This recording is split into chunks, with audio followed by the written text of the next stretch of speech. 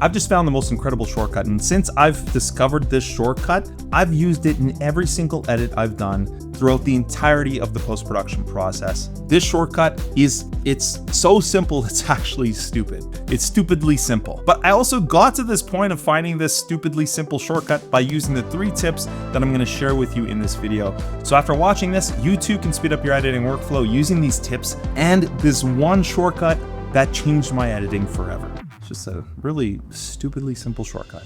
When it comes to learning how to edit fast in any type of editing software, we start with the defaults. But defaults, they're good if you want to edit slowly for the rest of your life. You're going to have to change these defaults. Rebind shortcuts when they're not convenient. These arrow keys, they're meant to step forward or back 1 frame at a time. And that's a super helpful shortcut to have when you're navigating your timeline or previewing clips frame by frame. But the problem is these arrow keys are inconveniently placed, because we have this huge clump of keys right here, which I like to access with one hand. But when it comes to having to use the step forward or back 1 frame at a time shortcut, then I'm gonna have to move my hand all the way from this side to this side, or I'm gonna have to move my mouse hand all the way to the keys, and I have to take my hand off the mouse to do that. Both of these options are inconvenient. Remapping a shortcut is a must. I already have all my clips assembled in the way that I want them. Now it's just about moving each trim point frame by frame to either match music or to time them to my liking. I can quickly do this by using the rolling edit tool and select the edits, click and drag them or nudge them frame by frame, which is great. But the defaults don't have a shortcut that I do use, which is select nearest edit as roll. To set a shortcut, we head over to Edit, Keyboard Shortcuts, and then in the search menu, you can type in select nearest edit point as roll.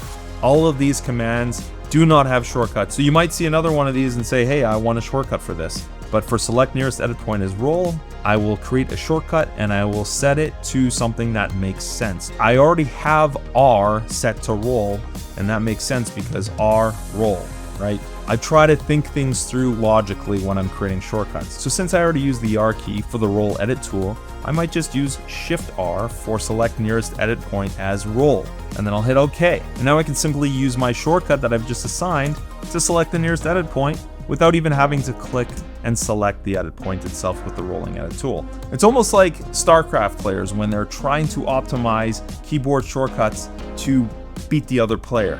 You want to be like a StarCraft player. You want to be consistently figuring out which editing processes can be optimized using shortcuts until you're able to get to a place where you can quickly complete tasks without frustration or feeling like it's just taking too long. What actions are you completing that are redundant that you have to do over and over again? Set a keyboard shortcut for that. Are there actions that take multiple steps to complete that editing task? In this case, selecting the rolling edit tool and then clicking on the edit point. We can do that with one shortcut, select nearest edit point as roll. But let's get back to the problem of these arrow keys where it comes to stepping forward and back frame by frame. It's a helpful shortcut and we want to keep it, but we don't want it here. There is a rhyme or reason to how you set up your keyboard shortcuts. If I have a keyboard shortcut combination that requires me to, say, use Shift P, look at that. Look at how my hand has to stretch out like that. Or I need to move my hand all the way over here to this other shift button to complete this command. If you have a difficult time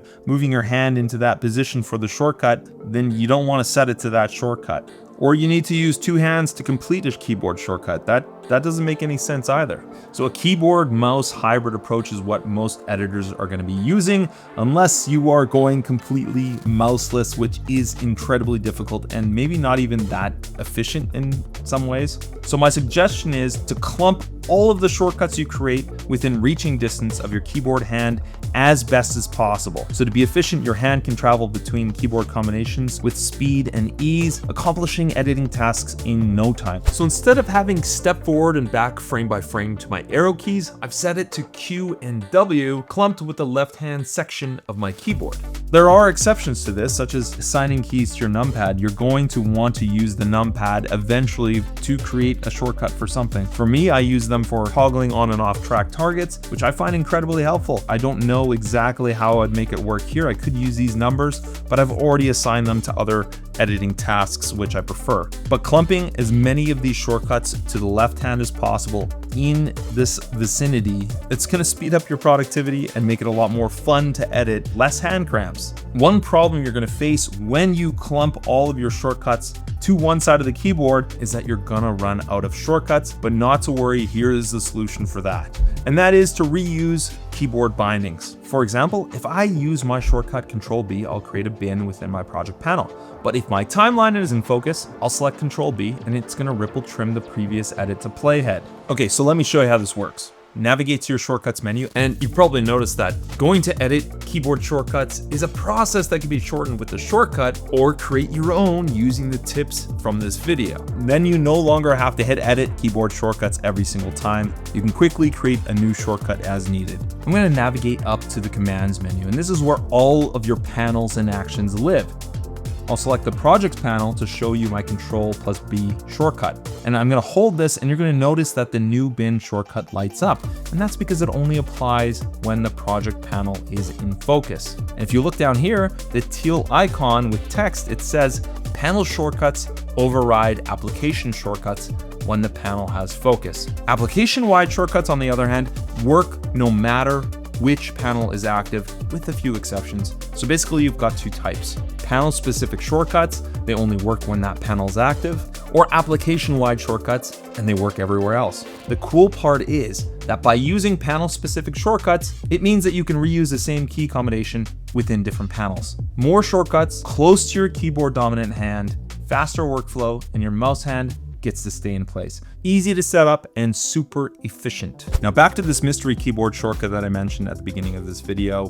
Before we can use it, we need to set a shortcut for it. Because I've already set so many keyboard shortcuts, I need to free one of these shortcuts up, and I decided to free up the space key, the space bar. I know what you're thinking. I love the spacebar key. It's so satisfying to hit that spacebar when you play the footage, but trust me, it is a redundant key. You do not need it. You have shuttle stop, shuttle forward, shuttle reverse for playback. Use the spacebar for something else. It's also gonna free up the modifier keys to use along with the spacebar itself for additional shortcuts. And what's so cool about the shortcut is that instead of clicking and dragging the playhead to where I want it to go, I can use a shortcut for that. I've rebound to spacebar. Tapping the spacebar wherever on the timeline will move the playhead to the cursor. And what's really awesome about this shortcut is that I can hold space and then it will act more like I'm scrubbing without actually having to click on the keyboard. So that saves me hand cramps, clicking and dragging, all that.